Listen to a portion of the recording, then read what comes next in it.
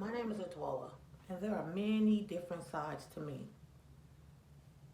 Which side do you know? What you're about to see and hear are some of the stories from my past. Now, a lot of you know me from doing hair, a lot of you know me from filming, but there's a lot about me that a lot of other people just don't know. One thing my mother always said, may she rest in peace, but one thing she always said to me was, if anyone's going to tell your story, you need to be the one to tell it. Why? Because no one can tell your story the way you can. Key word is your story. So there you have it. I am a dweller. You're about to step inside of my life. So without further ado, welcome to my world. You guys want to know where the crack was? All right, let me tell you what happened. So I remember that night, right? When I came back upstairs, I was like, shit, somebody might find this shit. Like my mom, somebody even came in. So I was nervous due to the fact that somebody might find it. Don't you know my stupid ass had forgot that I put that shit in my fucking book bag and took that shit to school with me. Now you probably saying, well, you went to school. How did you not realize that it was in your book bag? Well, that day I cut school. I didn't stay in school. Like I was in school for like maybe 3 classes and then we left so old girl could go boosting. So I didn't even stay in school, but thank God that and I got to school late, but I went through like the back door because at my school they had like the metal detectors and like the thing where you the belt where you had to put your book bag on a belt to actually go in. Like they would look at it. They could look through your book bag, kind of like when you go to the airport. They had one of those in my school now.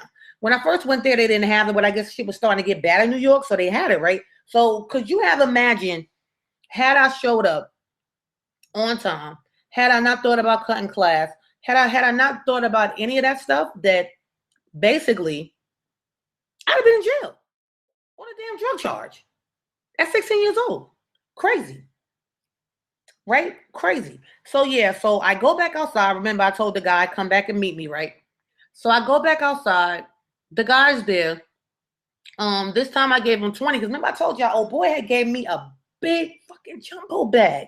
So same scenario. I gave the guy the drugs. I didn't know if he was smoking or whatever. He would bring me back my money, right?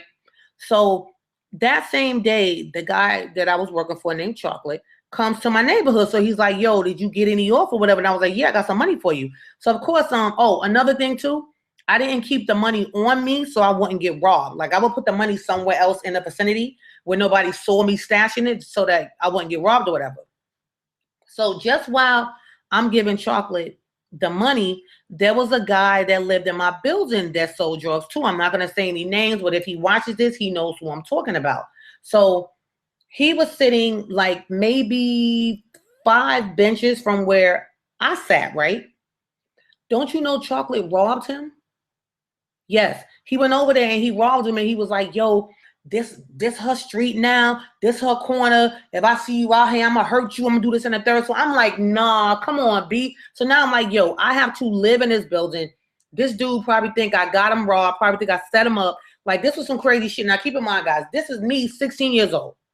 Chocolate doesn't live in my building. Chocolate lives down the street, like way down the street. Like I'm in the 30s. He's in the teens as far as like where he lives at. So he robbed the guy. And what was so crazy was I used to talk to the guy. That was crazy. So I didn't know how I was going to fucking explain to him that I did not get him set up. You get what I'm saying?